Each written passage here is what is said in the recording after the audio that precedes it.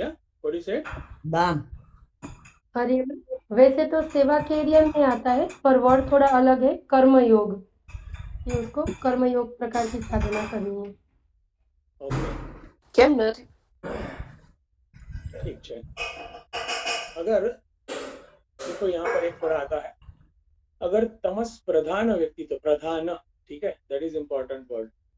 अगर तमस प्रधान व्यक्तित्व है ना, तो उसकी प्रवृत्ति है वो बहिर्मुखी भी नहीं होगी, वो अप्रवृत्ति में मजा लेगा, कुछ काम नहीं करना है। ठीक है, nothing I want to do, कुछ भी काम करे, अगर कुछ क्लीन करना है या फिर कुछ अचीव करना है, नथिंग आई वांट। ठीक है। अगर तमास प्रधान व्यक्तित्व है और उसको कहा जाए कि भगवान की भक्ति करो और बस उसमें ही रहो, तो फिर वो उसमें रहेगा। किसमें रहेगा? तमस में रहेगा, भक्ति के नाम पर। देखो ये होता है, ठीक है। जैसे मैं दूसरा एक एग्जांपल देता हूँ, ध्यान करो। तो अगर ध्यान तो है, मेडिटेशन जो है वो जागने की प्रक्रिया है, ज्यादा से ज्यादा जागने की प्रक्रिया है। अगर तमस प्रधान व्यक्तित्व है और उसको कहा गया कि ध्यान करो, तो पहले तो नहीं करेगा, और फिर अगर कुछ सिखा दिया, उसको अंदर सेट हो गया, तो बैठे बैठे बैठने के पोस्चर में, सिटिंग पोस्चर में सोने की एक्सपर्टाइज उसको मिल जाएगी, है ना? कैसे तंद्रा में चला जाना बैठे बैठे। 1 घंटा क्या हुआ, मेडिटेशन के लिए बैठे थे और सो के उठे। ठीक है, मैं एग्जांपल दिया ये। अभी क्या होना चाहिए ये, तो अगर तमस प्रधान व्यक्तित्व है ना, तो उसका कुछ हायर आइडियल ही नहीं है, हाईएस्ट आइडियल जो कहता है वो नहीं है, तो वो कर्मयोग के लिए भी फेल होता है। जो आध्यात्मिकता में पहली एक बहुत ही अहम भूमिका है कर्मयोग, उसके लिए भी वो फेल होता है। तो सेवा भी क्यों करूं मैं, क्यों किसी को हेल्प करूं? हाँ, खुद की हेल्प नहीं करता, दूसरों को भी क्या करे। ठीक है। ऐसा होता है। तो तमस प्रधान व्यक्ति को जो होता है, उसके लिए एकमात्र ऐसा बात है कि वो एम्बिशियस बने, खुद के लिए ही, स्वयं के लिए ही कुछ बड़ा करे, ठीक ठाक करे। इसके पास से ऐसी हेल्प की अपेक्षा कुछ ज्यादा ही एक्सपेक्टेशन हो जाता है तमस प्रधान। तो वो एम्बिशियस बने और अपने आप को वर्ल्डली प्लेन पर एक बेटर प्लेस पर ले जाए, उसके लिए इंस्पायर करना। ठीक है, कोई भी चीज जो होती है उसको अति से अति मात्रा में अगर दे देते हैं, तो उसका दुष्परिणाम आता भी। उत्तम से उत्तम चीज जो है, जैसे जैसे घी है, चलो, तो घी सबको नहीं पिलाया जा सकता। अगर बीमार को दे दिया तो वो ज्यादा बीमार हो जाएगा। ठीक है, तो सेम वे भक्ति भी घी जैसा है। अगर तामसिक व्यक्ति ने ले लिया तो वो ज्यादा तामसिक हो सकता है ना, चांसेस आर ब्राइट। पॉइंट ये है, ये एक बात की मैंने तमस प्रधान व्यक्तित्व यहाँ पर पूर्ण होता है। मैं ज्यादा अगर नहीं कहता, बस इतना, एम्बिशियस बनो, दैट्स ऑल। अभी दूसरा पॉइंट मैं निकालता हूँ यहाँ से, अभी ध्यान से। हाँ, अगर अभी व्यक्ति तमस प्रधान नहीं है, अभी व्यक्ति तमस प्रधान नहीं, ठीक है, तो व्यक्ति में क्या है, तो रजस भी है और सत्व अच्छा ठीक ठाक सत्व है, दैट्स व्हाई वो साधक है। मैं साधक के बारे में बात कर रहा हूँ। फिर भूमिका कोई भी हो सकती है, प्रारंभिक, मिडल में हो, एडवांस में, ठीक है, तो उसके अंदर भी तमस तो होगा ही, उसके अंदर भी तमस होगा, उसके अंदर भी रजस होगा। ठीक है, उसको कैसे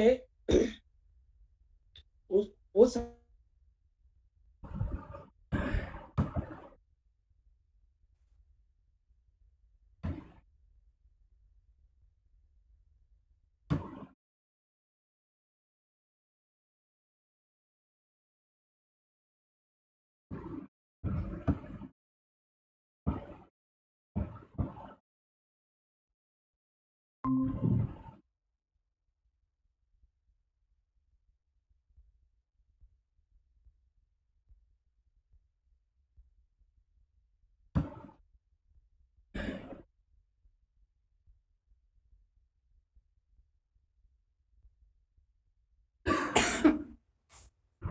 અવાજ નથી આવતો. સ્વામીજીનો અવાજ નથી આવતો. હા, સ્વામીજીને ઇન્ટરનેટનો આજે પ્રોબ્લેમ થાય છે, એટલે એમનો અવાજ અત્યારે ઓકે ઓકે છે. પણ સ્વામીજીએ જે ક્વેશ્ચન કર્યું છે એની ઉપર બધા વિચાર કરી શકીએ કે વ્યક્તિ રજસ પ્રધાન છે. રજસ છે તો વિશેષ રજસ હોય, તમસ છે એના પ્રમાણમાં ઓછું હોય, સત્વ પણ હોય, એવી વ્યક્તિ છે એને ભક્તિ તરફ કેવી રીતે વાળી શકાય?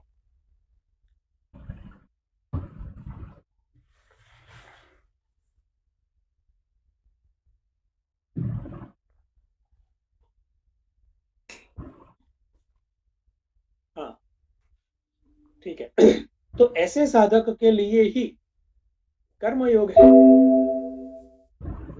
यहाँ कर्मयोग फिट कि वो व्यक्ति भक्ति को भी, तो कर्मयोग के लिए भी भक्ति चाहिए, ईश्वर में एक आस्था श्रद्धा होनी चाहिए, प्रसाद बुद्धि हो, अंडरस्टैंडिंग क्लियरली हो कि यज्ञ भावना मेरे लाभ के लिए है, मेरा कल्याण होता है और अन्य का भी होता है, एक्सेट्रा। ठीक, तो वो साधक कर्मयोग का अधिकारी, ठीक है, उसका लायक है, वहां पर बात बनेगी। ठीक है, तो मैंने 2 पार्ट किए तमस में भी। क्लियर है सबको? इसमें क्वेश्चन है क्या?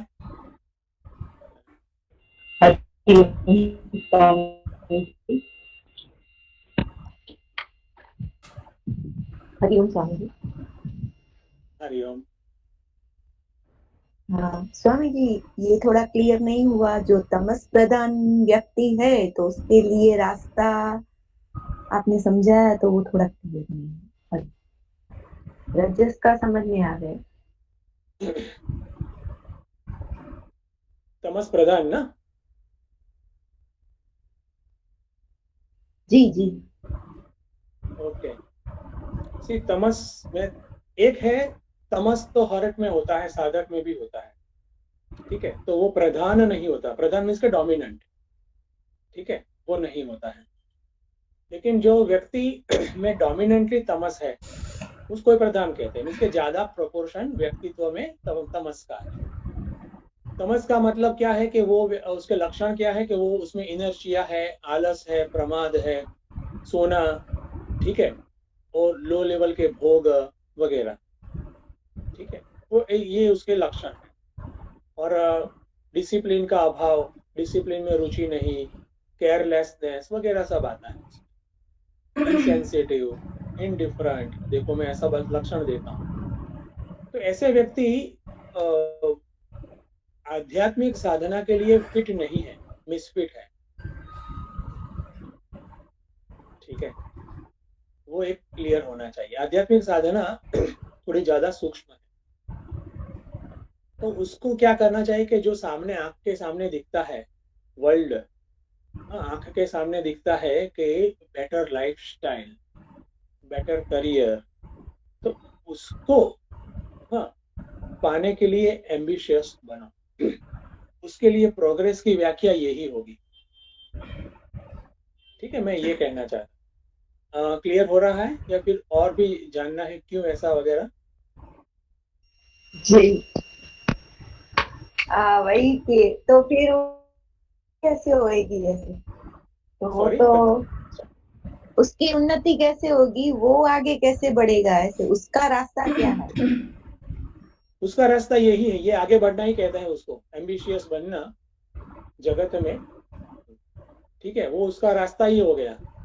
और फिर जब वो उसका गुण चेंज होगा इस प्रकार से, तब जाके वो नेक्स्ट लेवल में कर्मयोग भक्ति वगैरह में एंटर हो सकता है। यही उसका रास्ता है।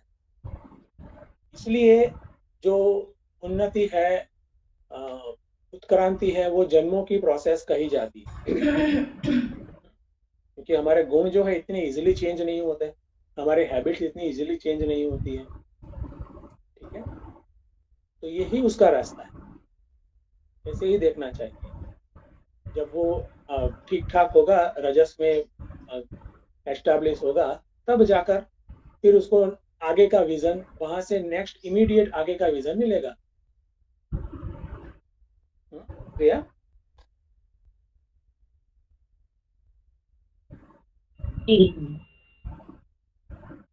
ओके। हाँ, किसी और को कुछ कहना है, पूछना है? अब आगे बढ़ेंगे फिर, अदरवाइज हरिओम स्वामी जी। जो प्रिया बेन ने प्रश्न पूछा उसी डायरेक्शन में एक विचार रखूं मैं ओके। कि वो पूछ रहे कि वो तमस प्रधान है, जो उनका क्वेश्चन है, तो उसको हम इस तरह से भी देख सकते हैं कि गुण के एंगल से, कि जो तमस प्रधान है ना, उसको हम एम्बिशियस बनाना चाहते हैं या उस डायरेक्शन में बता रहे हैं, अर्थात कि वो पहले कुछ कर्म तो करे, वो रजस में तो आ जाए, वो तमस में से रजस में आ जाए, उस लेवल तक वो आ जाए, क्योंकि डायरेक्ट तमस से वो सत्व में तो उसके लिए जाना पॉसिबल ही नहीं है। तो तमस से रजस में आए, और फिर रजस में जो आया है, या वो आ जाए या जो ऑलरेडी है जिसको आपने साधक बताया, वो रजस से सत्व में जाने का प्रयास करे, वो फिर कर्म योग करे। पहले वाला कर्म करे जो कर्म करता ही नहीं है, और दूसरा वो कर्म योग करे। अस्तु। परफेक्ट। देखो, इससे भी थोड़ा क्लियर हो जाएगा गुण के संदर्भ में। ठीक है। तो यहाँ पर जो बात की गई है, सत्व की प्रधानता की जो है लक्षण, और शुद्ध सत्व, हाँ, इस प्रकार का व्यक्ति क्या करेगा, क्या करना चाहिए? मई एव, सिर्फ और सिर्फ ईश्वर तत्व में, हायर जो आइडियल है उसमें ही मन को लगाओ, ठीक है। मन और बुद्धि, बुद्धि के चिंतन का विषय क्या हो कि अगले साल गुजरात में इलेक्शन आने वाला है, तो इलेक्शन तो मुझे ही लड़ना है ना? एज तो मुझे लड़ना है, ऐसे मैं चालू हो जाऊं पॉलिटिक्स, या फिर कुछ ना कुछ दूसरे कुछ भी टॉपिक हो, सोशल, हाँ, अमेरिका में क्या हो रहा है, तो उसमें 4, 5, 10 बार घंटे लगा दिए, ठीक है, और फिर घर जाके सो गए। तो बुद्धि का विषय, बुद्धि के सोच का विषय क्या हो, वो क्लियर होना चाहिए। तो वो क्या होना चाहिए? Consciously we have to pick, क्या? कॉन्शियसनेस प्रिंसिपल, चैतन्य, भगवान, ठीक है। सगुण भक्त जो है वो ईश्वर के रूप और गुण का चिंतन करेगा, वो एकदम बढ़िया है, best best in the world. देखो, ये हमारे करण जो है उसकी फुलफिलमेंट है, कि जब हमने ये उच्च चेतन को, जगत कारण को हमने चिंतन का विषय बनाया, बना सके, तो भगवान के गुण रूप का कीर्तन हो, उसमें मन लगा रहे, प्रेम पूर्वक, प्रेम होता है तो ही लगा रहता है, वो दोनों कॉमन है, एक दूसरे को सपोर्ट करते हैं। और बुद्धि का विषय क्या बनता है? तो यस, ये जो भगवान जो है कैसे है, एग्जाम्पल में देता हूँ, भगवान जो कैसे है कि वो अंतर्यामी है, कि वो भी एक उपाधि विशेष हो गया है ना, अंतर्यामी है, मेरे अंतर में रहकर, मेरे अंतःकरण में रहकर, वहां से मुझे गाइड कर, मुझे हमेशा गाइड करते हैं, मेरे सबसे पहले शुभेच्छक गाइड। इसलिए भगवान को ही गुरु कहा गया है, आदि गुरु। गुरु अल्टीमेटली एक ही गुरु है, ईश्वर। ठीक है, तो इस प्रकार से एक या दूसरा। और निरुपाधिक वे अगर देखें तो नेचुरली क्या होगा कि ईश्वर तत्व जे जगत या फिर मेरा कोर है, अधिष्ठान है, और उसका मैं चिंतन करूं। अभी जो हम कर रहे हैं वो ईश्वर चिंतन ही हो रहा है भगवत गीता का, तो मैं वो करूं। बुद्धि का विषय ये उच्च तत्व बने, बुद्धि का विषय बने किस प्रकार से ये हायर वैल्यूज जो है, जो नीति है, वो किस प्रकार से पर्टिकुलर सिचुएशन में दिखती है। देखिए, ये भी एक बुद्धि का विषय हो तो बढ़िया है। इंफॉर्मेशन नहीं कि क्या हुआ क्या नहीं हुआ, उसने ये किया उसने वो किया, उससे कुछ लाभ नहीं होता है विशेष, वो डेटा मिलता है, दैट्स ऑल। लेकिन वहां से सूक्ष्म में ये निकालना है। देखो, यहाँ पर ये प्रिंसिपल कॉम्प्रोमाइज हुआ, ये गलत है। प्रायः अपने जीवन में देखना है, अदरवाइज हम सबका जजमेंट लेते फिरते हैं। मेनली अपने जीवन में देखना है कि देखो ये प्रिंसिपल मेरा बढ़िया सा बना, ये इंसिडेंस में मैंने ये प्रिंसिपल को नहीं अच्छे से देखा, ये बात है ट्रांजैक्शनल। और सीधा सीधा देखे तो शास्त्र का चिंतन हो, जो हमें हेल्प करता है ईश्वर के सोपाधिक और निरूपाधिक कोई भी प्रकार के जो भगवान का रूप है, स्वरूप है, उसके चिंतन के लिए हमें मदद देता है। ठीक है, तो ये हो गया एक प्रकार। फिर धीरे धीरे करके वो जो प्रकार है, जैसे जैसे मैच्योरिटी आती है, देखो उसमें टाइम लगता है क्योंकि ये सूक्ष्म है इसलिए हार्ड है। तो जैसे जैसे मैच्योरिटी आती है वैसे वैसे वो जो वृत्ति प्रवाह है, मन का वहां पर जो एक लग जाना है, उसमें अवरोध कम से कम आते हैं, इसलिए कहते हैं अस्खलित धारा प्रवाह। ठीक, वो एक हाइट है, फिर वहां तक ले जाना है। तो देखो हम अभी क्या करते हैं, हम डायरेक्शन लेते हैं, मैप हमारे अंदर एकदम क्लियर करते हैं, देखो ऐसे करना है, उसकी स्पष्टता, उसमें जागरूकता, वहां पर कोई प्रकार की एम्बिग्यूटी नहीं, कोई भी प्रकार की वहां पर एक प्रकार से डाउट या हेजीनेस नहीं। ओके, मेरे ख्याल से इतना। हाँ, कोई प्रश्न है किसी को, कुछ कहना है? हरिओम स्वामी जी, मुझे एक प्रश्न है। आपने जो शुरुआत में तमस, रजस और सत्व की बात की, तो आपने बताया कि तमस प्रधान अगर व्यक्ति है तो उसको किस तरह से हम प्रैक्टिस करवा सकते हैं। हम ये भी देखते हैं कि व्यक्ति में तमस बॉडी, माइंड और इंटेलेक्ट के लेवल पे अलग अलग लेवल पे है। बॉडी के लेवल पे तो नहीं है, वो पूरे दिन काम करता रहता है, कुछ रेस्ट भी नहीं है, मतलब आलस नहीं है व्यक्ति में। पर माइंड के लेवल पे या इंटेलेक्ट के लेवल पे तमस है, तो उसको अलग से एड्रेस कर सकते हैं क्या, कि सब साथ में ही जाएगा? पहले तो थोड़ा करेक्शन चाहिए कि जो तमस होता है ना, वो अंतःकरण के लेवल पर ही होता है, वो रिफ्लेक्ट होता है बॉडी लेवल पर। तो अगर अंदर से व्यक्ति एक्टिव है तभी बॉडी एक्टिव रहेगा, तभी वो वर्काहोलिक रहेगा, तभी वो परफेक्शनिस्ट रहेगा, डिसिप्लिन रहेगा, उसका बॉडी डिसिप्लिन में रहेगा। ये है, ठीक है। पहले उसको इस प्रकार से रखना है, body is just मियर a tool. सही है स्वामी जी, पर हम ऐसे कॉम्बिनेशन देखते हैं ना कि person is a workaholic, but वो डिसिप्लिन में नहीं है, या वो उस तरह से प्लान करके नहीं जीता है, परफेक्शनिस्ट नहीं है, ऐसे भी हाँ। कॉम्बिनेशन हम देखते हैं।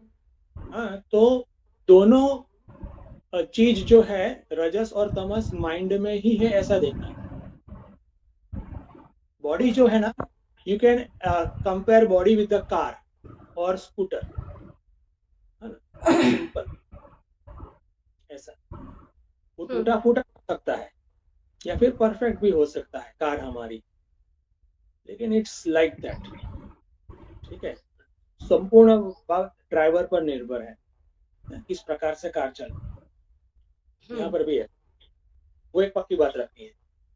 तो अंदर रजस भी है और तमस भी है, मन में कॉम्बिनेशन है। वर्काहोलिक है तो रजस अच्छा वाला है, लेकिन वो रिफाइंड नहीं हुआ है, वहां पर सत्व कम है। अगर गुण को हम कॉम्बिनेशन देखते हैं तो ऐसा देखना है। ठीक है, हम कहते हैं वो सोचता नहीं है, वो क्रिटिकल थिंकिंग नहीं करता है, आगे का नहीं सोचता है, या फिर कॉमन सेंस नहीं अप्लाई करता है व्यक्ति, तो वहां पर सत्व कम है। क्योंकि सत्व का लक्षण क्या है, कोई बताएगा गीता में से ही? तो तकलीफ होने शुरू हो गई मुझे, कोई बोलता नहीं गीता में से। हाँ, चलो बुद्धि में प्रकाशित होता है समझे? वो बुद्धि में प्रकाशित होता है तो तत्व, वो उसको स्वाध्याय अच्छा लगेगा, ठीक है, चिंतन अच्छा लगेगा। अच्छा लगा मुझे, कुछ तो आया। अच्छा, मैं उसका कोटेशन देता हूँ।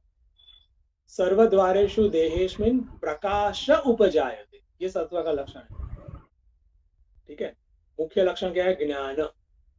कोई भी क्षेत्र हो, जरूरी नहीं है कि मात्र और मात्र अध्यात्म का ही हो, स्वरूप का कोई भी क्षेत्र, इसमें सत्व चाहिए। सर्वद्वारेषु देहेस्मिन्, द्वार आंख कान वगैरह जो ज्ञानेंद्रिय है, वो ज्ञान, वहां से पता चलता है कि क्या है, वस्तु स्थिति का सत्य क्या है। ठीक है, that is a characteristic of सत्व। तो सत्व कम है तो व्यक्ति ऐसे इम्परफेक्शनिस्ट रहेगा, वगैरह वगैरह। ठीक है, क्लियर हुआ? जी स्वामी जी, मतलब अगर पर्सन वर्कोहॉलिक है या काम करता है तो नेचुरली वो तमस में तो नहीं है, वो रजस में है। पर जो उसमें इम्परफेक्शन दिखता है वो ड्यू टू रजस ही है, क्योंकि वो सत्व का लेवल नहीं बढ़ा है, ऐसा। हाँ, प्रधान शब्द यूज करना इम्पोर्टेंट है। वर्काहोलिक इज रजस प्रधान, ऐसे बोलना है। तमस में होता है, कम होता है, और सत्व भी कम है, इसलिए सत्व का जैसा लेवल है तद अनुसार उसका वर्क की क्वालिटी रहेगी। चलो ऐसा रखते हैं। ओके। और दूसरी ये बात जो मैं समझी कि सत्व रजस तमस मन और अंतःकरण, मतलब मन और बुद्धि में ही देखना है। तो काम अगर वो, जी, तो ये भी करेक्शन के लिए पूछ रही हूँ कि अगर पर्सन परफेक्शनिस्ट नहीं है तो बुद्धि के लेवल पे तमस देख सकते हैं, कि बुद्धि के लेवल पे भी वो तमस प्रधान देख सकते हैं, कि बुद्धि के लेवल पे भी रजस प्रधान? नहीं देख सकते, मैंने यूज किया है वर्ड बुद्धि का तमस, मैं पहले कल या परसों भी यूज किया था। बुद्धि का तमस जब होता है तब सोचता नहीं है, हाँ, उसके डिसीजन मेकिंग गलत होती है, एनालिसिस गलत होती है, वगैरह होता है। तो मन और बुद्धि के लेवल पे अलग अलग गुण हम देख सकते हैं। हाँ, if you want to analyse, yes definitely. जी स्वामी जी। ठीक है, तो एनीबडी एल्स? फिर हम आगे बढ़ेंगे। अगर कुछ प्रश्न नहीं है तो हम अभी गुरुदेव की कमेंट्री में हम प्रवेश करेंगे। श्लोक नंबर 8 में भगवान ने, अभी गुण के बात हुई इतनी अच्छी वाली, तो मैं कह दूंगा कि शुद्ध सत्व की स्थिति कैसी हो तो ऐसी हो। लाइन 1 ऑफ श्लोका 8, ये मन आतस्थ मयि बुद्धि निवेश। हरिओम स्वामी जी, हाँ, इसी रजत तत्व में से क्वेश्चन आया था कि कोई व्यक्ति अगर वर्कोहॉलिक है तो फिर वो कैसे डिसाइड करे कि ये काम छोड़ना है कि नहीं छोड़ना है, तो वो सत्व की तरफ जा रहा है कि तमस की तरफ जा रहा है। मतलब अगर वर्कोहॉलिक बहुत ज्यादा है तो कभी ना कभी उसको सत्व में जाने के लिए काम छोड़ना पड़ेगा, या ऐसा जरूरी नहीं है? वर्ल्डली बोल रही हूँ। नहीं, छोड़ना जरूरी नहीं है। समझना जरूरी है। उसकी जो समझ, कुछ तो समझ होती ही है व्यक्ति की, वर्कaholic व्यक्ति की अच्छी वाली समझ होती है वर्ल्ड के लेवल पर, तो वो समझ में रिफाइनमेंट पहले चाहिए। जो कुछ गलत सोच है उसके बारे में और उससे बेटर क्या है उसके बारे में, तो first step comes that only. Getting? हाँ स्वामी जी, हरि।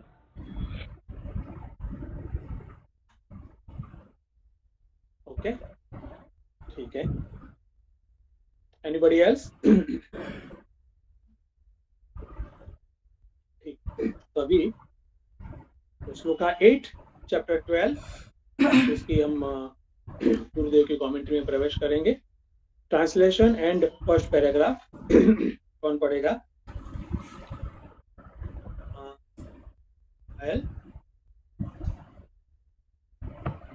जी, Hariom Swami ji. Fix your mind on me only, place your intellect in me, then thereafter you shall no doubt live in me alone.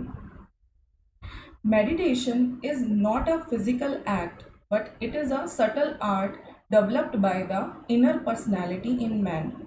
Every seeker must be experiencing that what his intellect accepts, his heart does not appreciate, and what his heart craves for, the intellect laughs at. To bring both the head and the heart to the same enchanting form of thrilled satisfaction would be the secret of harnessing the entire inner man to the spiritual effort. The technique of this art is beautifully explained in this stanza. तो इस पहले paragraph में गुरुदेव ने हमें एक outline दी है कि इस श्लोक में हम क्या आगे समझने वाले हैं। तो मेडिटेशन के बारे में थोड़ा समझाया है गुरुदेव ने। पहली चीज़ तो यही कि ये एक फिज़िकल एक्ट नहीं है। अगर ये फिज़िकल एक्ट हो जाएगा तो जैसा अभी आपने समझाया कि वो तामसिक व्यक्ति है, तो वो जब फिज़िकली लेने लग जाएगा मेडिटेशन को तो वो उसमें भी सो करके ही उठेगा। लेकिन वो एक इनर पर्सनालिटी को डेवलप करना है, यानी कि हमें उसमें जागृत रहना सीखना है, अपनी कॉन्शियसनेस के ऊपर फोकस करते हुए अपने आप को जो सटल आर्ट है उसको डेवलप करना है। और ये हर जो साधक है, गुरुदेव कहते हैं हर साधक इस चीज़ की कठिनाई को फेस करता ही है कि बुद्धि और मन दोनों के बीच में सामंजस्य नहीं स्थापित हो पाता। किसी चीज़ के लिए एक सेटिस्फाई होता है और किसी चीज़ के लिए दूसरा सेटिस्फाई होता है। दोनों का सेटिस्फेक्शन, दोनों की इंटीग्रिटी बहुत मुश्किल से हो पाती है। तो गुरुदेव कहते हैं कि उन दोनों को, हेड और हार्ट दोनों को एक ट्यून में लाने का, जिससे कि जो वो परमानंद है, जो सेटिस्फेक्शन है वो मिले, उसको सीखने के लिए जो ये आर्ट है वो इस पैराग्राफ इस श्लोक के अंदर आगे एक्सप्लेन की गई है। हरिओम स्वामी जी।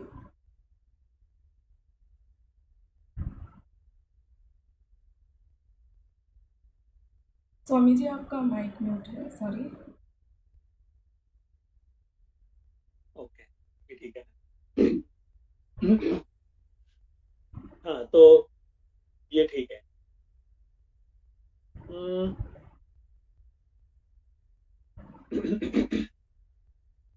कुछ बातें ऐसी हैं, देखो यहाँ पर गुरुदेव ने बहुत अच्छे से पॉइंट किया है। हेड और हार्ट, हृदय, मन और बुद्धि दोनों को एक जगह पर कंसंट्रेट कर पाना वो एक साधना है, वो एक पुरुषार्थ है।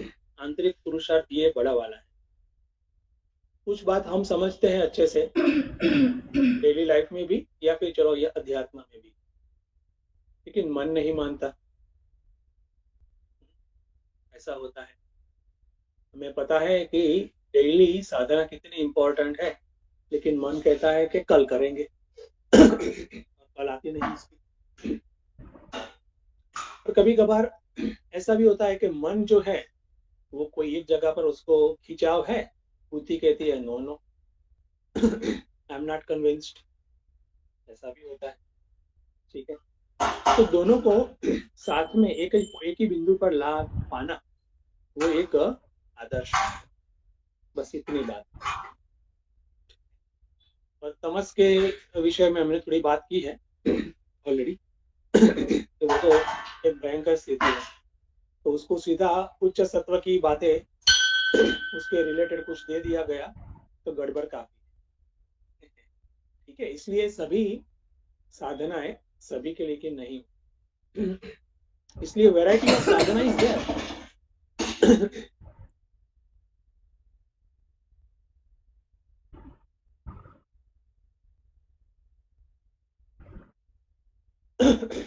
ठीक है, तो यहाँ पर अभी आगे देखते हैं नेक्स्ट पैराग्राफ।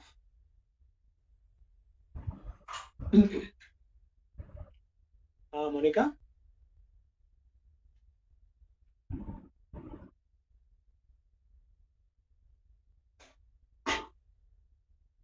हाँ, मोनिका नहीं है। ओके, हाँ रजनी। हाँ समझे। अपने मन को मुझ में ही स्थिर करो। हमारा मन इंद्रिय अगोचर वस्तु का ध्यान कदापि नहीं कर सकता है। इसलिए मुरलीधर गोपाल के आकर्षक रूप पर ध्यान करके मन को सरलता से भगवान के चरणों में लीन किया जा सकता है। भगवान सर्वव्यापी होने के कारण एक ही समय में समस्त नाम और रूपों का दिव्य अधिष्ठान है। अतः भक्त का ध्यान किसी ऐसे स्थान पर भटक ही नहीं सकता जो उसे मयूरपंख का मुकुट धारण किए गोपाल कृष्ण की मंद स्मित का स्मरण न कराए। यहाँ तक पढ़ना। तो यहाँ मन को किस तरह से हमें भगवान में स्थिर करना है उसका एक उपाय बताया है कि हमारा जो मन है, जो हमें दिखता है, जो हमें सुनाई देता है, ऐसी मतलब इंद्रिय से जो हम ग्रहण कर सकते हैं ऐसी ही किसी वस्तु का ध्यान कर सकता है। इंद्रिय अगोचर वस्तु जो है उसमें मन जल्दी से स्थिर नहीं हो पाता है। तो यह उदाहरण हमें गोपाल कृष्ण का दिया है कि अगर हम मुरलीधर गोपाल की एक मूर्ति जो है उसको हम मन में एक धारणा बना सकते हैं, तो फिर उनके चरणों में हमारा ध्यान लग सकता है अच्छे से। तो यहाँ जो सगुण उपासक है उनकी बात की है कि मूर्ति में उनका ध्यान अच्छे से लगता है तो मन भी वहां पे स्थिर हो पाता है। और भगवान जो है वो तो सर्वव्यापी है, सभी जगह पे वे व्याप्त है, कोई भी चीज ऐसी नहीं है जहाँ पे भगवान नहीं है। तो मूर्ति भी ऐसा नहीं कि कोई एक ही आप चूज करे, मतलब कोई भी रूप में आप उसको अगर ध्यान करोगे पर फोकस पॉइंट अगर एक होगा तो मन स्थिर हो पाएगा। और फिर उनका अगर मन स्थिर हो गया तो फिर उनका ध्यान जो है वो भटकेगा नहीं। हरिओम समझ। हाँ हरिओम। हाँ गुड रजनी।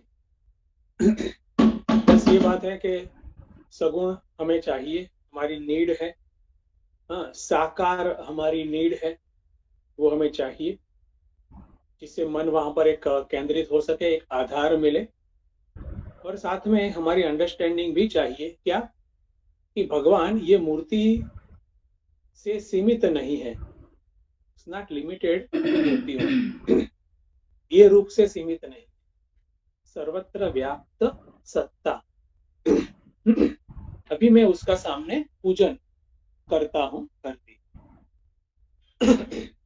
ठीक है, ये बात साथ साथ में जाए और इसकी अवेयरनेस हमारे साथ साथ में। ठीक है, मात्र इंफॉर्मेशन। ओके, ठीक है, गुड। आगे बढ़ते हैं, नेक्स्ट पैराग्राफ। पूजा। हरिओम स्वामी जी। जी कृष्ण की विभूषित संगमरमर की मूर्ति का ही चिंतन करते रहना मात्र मनुष्य के आंतरिक व्यक्तित्व के लिए पर्याप्त नहीं है। यद्यपि भगवान के चरण कमलों के समीप बैठने से हृदय तो संतुष्ट हो जाता है, परंतु बुद्धि की जिज्ञासा शांत नहीं होती। किसी एक अंग विशेष का ही विकास होना कुरूपता को ही जन्म देता है। समन्वय और एक समान विकास ही पूर्णता है। इसलिए शास्त्रीय दृष्टि से गीता का यह उपदेश उचित है कि भक्त को चाहिए कि वह अपनी एक मिनट समझ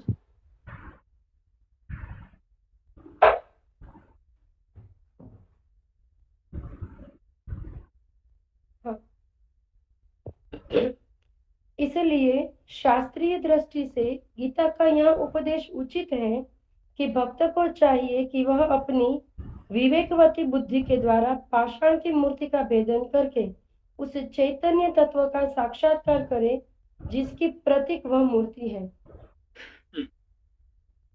तो वही बात जो आपने अभी बताई, समझाते समझाते पहले पैराग्राफ को बताते कि सिर्फ मूर्ति को देखना, उसके पास बैठना, तो मुझ में ही मन को स्थिर करना, तो सिर्फ उतना ही नहीं करना है। गुरुदेव हमें ये बताते हैं कि जो हमने सगुण साकार के लिए, मन के आलम्बन के लिए जो भी हमने एक आकार पसंद किया है, वहीं से रुक नहीं जाना है। अगर ऐसा होता है तो फिर पूर्णता नहीं आती है वहां पे। सिर्फ मन जो है उसको तो अच्छा लगता है, उसने पसंद की हुई चीज जहाँ पे उसका मन लगा, वहां मन जहाँ पर लग चुका है वहीं पे रहना तो उसको बहुत अच्छा ही लगेगा, वो वहां बैठ के सुख और आनंद की अनुभूति भी करेगा। पर जो प्रैक्टिस करनी है जहां तक पहुंचने के लिए, उसमें पूर्णता नहीं आ सकेगी। तो गुरुदेव कहते हैं कि वहां पे समन्वय चाहिए, मन के साथ बुद्धि का भी। तो मन उसमें स्थिर किया, मन को उसमें लगाया, उसके साथ साथ अब बुद्धि को भी वहां पे लाना है और वहां बुद्धि का विवेक जो है उसका प्रयोग करना है कि जो मन जिसमें लगाया है उसको देखे, फिर उसमें ही उसको ही सोचते रहे, नहीं, उससे आगे जाना है कि इसके अंदर जो चैतन्य है मैंने जिसका प्रतीक चूज किया है, वह चैतन्य के बारे में जानने की प्रक्रिया भी आगे करनी है। तो गुरुदेव बताते हैं कि अगर पूर्णता चाहिए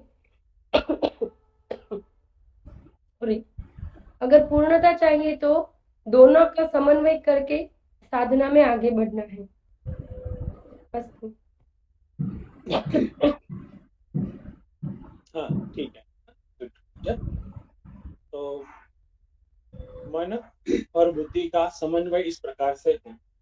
फिर हमारी जितनी कक्षा जिस प्रकार से जितने लेवल तक हम कर पाए, लेकिन उसका उपयोग इस प्रकार से करना है। ठीक है, मन के लेवल पर हमारी भावना, हमारा प्रेम, हमारी श्रद्धा, ठीक है, वो भी ईश्वर के प्रति बने और बढ़े। बुद्धि के लेवल पर भी हमारा ईश्वर चिंतन शास्त्र के बल से बने और बढ़े, सत्संग के बल से वो मजबूत हो। दोनों में साथ में लेना है। Devotion and knowledge are two wings of the bird. पंछी उड़ता है दो पांखों से, ज्ञान और भक्ति ऐसी दो पांख है हमारे लिए। तो कोई एक तरफ कोई व्यक्ति झुकता है तो वो गलती करता है। अगर कोई एक तरफ कोई समाज भी झुकता है तो पूरा समाज गलती करता है। ठीक है, ये बात। आगे बढ़ते हैं, नेक्स्ट पैराग्राफ। हरिओम स्वामी जी,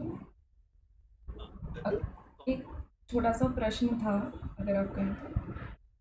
स्वामी जी, यहाँ पे जब मूर्ति की बात आई है तो अभी जैसे हम लोग गीता पढ़ रहे हैं, समझ रहे हैं, और जैसा भगवान ने इस चीज़ में मतलब पूरा ऐसे समझाया है कि अधिष्ठान जो है वो चैतन्य ही है, जो कुछ है वो चैतन्य है।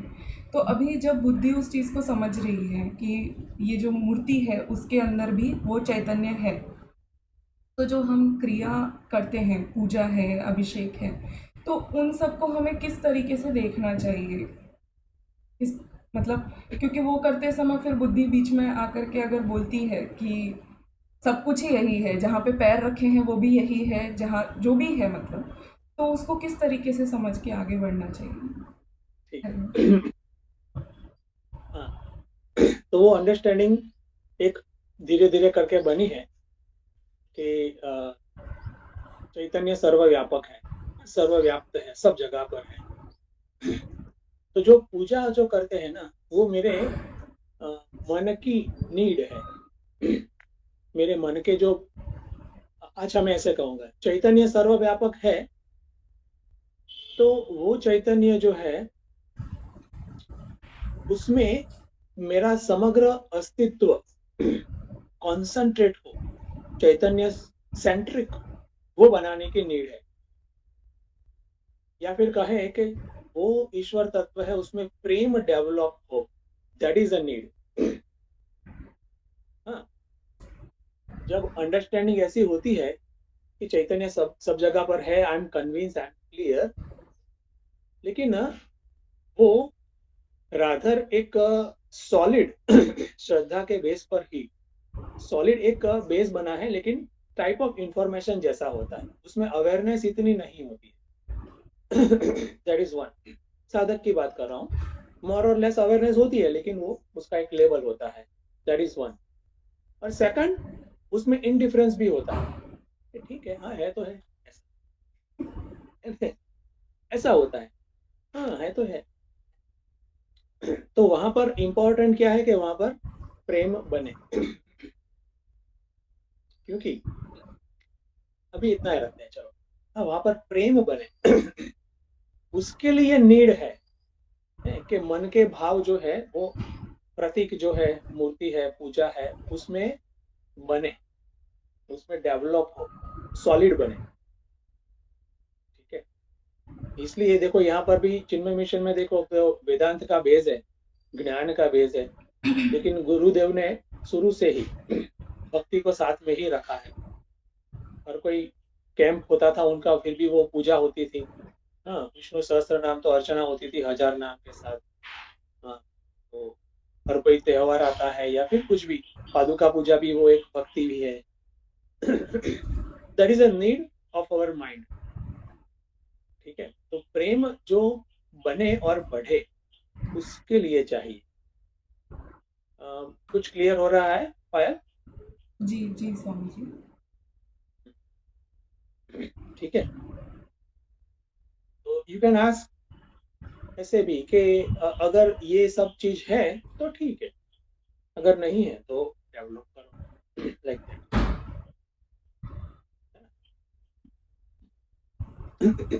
ओके,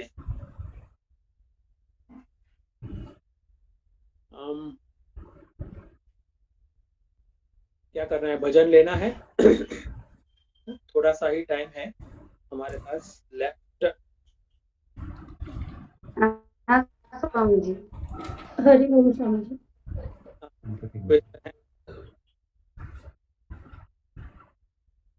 सुखिदु पूजा क्वेश्चन है तो कैसो? हरिओम स्वामी जी। नहीं, क्वेश्चन तो नहीं था। पायल ने जो बात की ना, उसी में एक रेफरेंस था, पर हम भजन ले लेते हैं। मैं पायल को कॉल कर दूंगी। ना दैट्स ओके, दूसरे भी सुने, अच्छी बात है।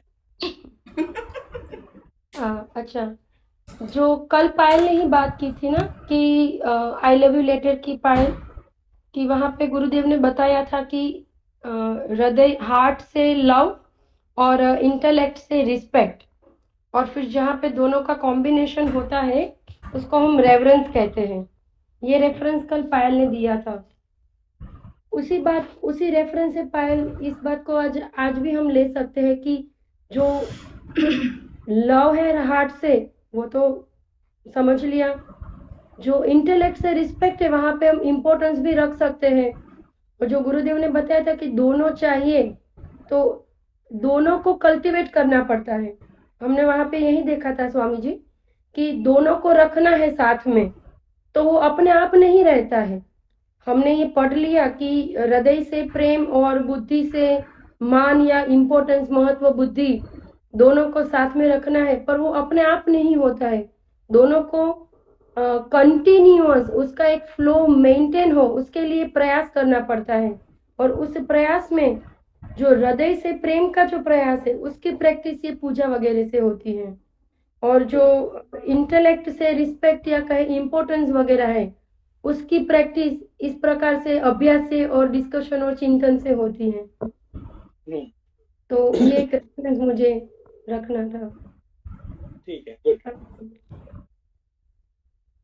तो may be that also might be helping giving the clarity. Okay, अभी एक भजन हो जाए। हाँ, મારા ખ્યાલથી પારુલભાઈને કીધું હતું।